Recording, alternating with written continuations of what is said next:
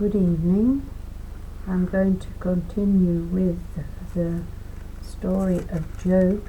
I have to be careful because I turned over 2 pages a few minutes ago and I recorded the first lines of 30, but I hadn't noticed that I'd jumped the page. Start again because I read a whole lot of another chapter that didn't belong to Job 30. So we're continuing with him speaking in B, his present misery, in chapter 30, and hopefully I won't make the same mistake this time. As he continues in his sadness and questioning, and he's now going to say, "And now I am the laughing stock of people who are younger than I am, and whose parents I would have disdained to put with the dogs guarding my flock.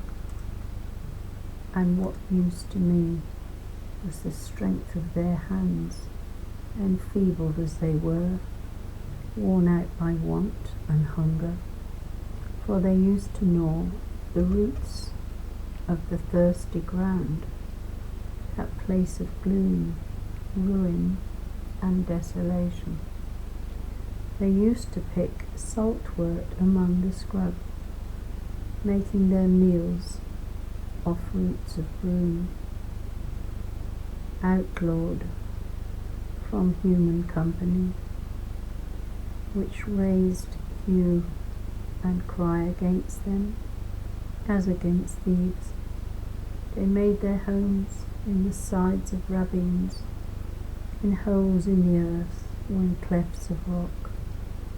You could hear them braying from the bushes as they huddled together in the thistles. Children of scoundrels, worse, nameless people, the very outcasts of society, and these are the ones who now make up songs about me and use me as a byword. Filled with disgust, they keep their distance on seeing me. They spit without restraint. And since God has loosened my bowstring and afflicted me, they too throw off the bridle in my presence. Their brats surge forward on my right to see when I'm having a little peace, and advance on me with threatening strides. They cut off all means of escape, seizing the chance to destroy me, and no one stops them, and I go tumbling beneath the rubble. Terror rounds on me. My confidence is dispersed, as though by the wind. My hope of safety vanishes like a cloud. And now, the life in me trickles away. Days of grief have gripped me. At night time, sickness saps my bones. I am gnawed by wounds that never sleep. Violently, he has caught me by my clothes, has gripped me by the collar of my coat. He has thrown me into the mud. I'm no more than dust and ashes. I cry to you, and you give me no answer. I stand before you, but you take no notice. You have grown cruel to me, and your strong hand torments me unmercifully. You carry me away astride the wind and blow me to pieces in a tempest. Yes, I know that you're taking me towards death, to the common meeting place of all the living.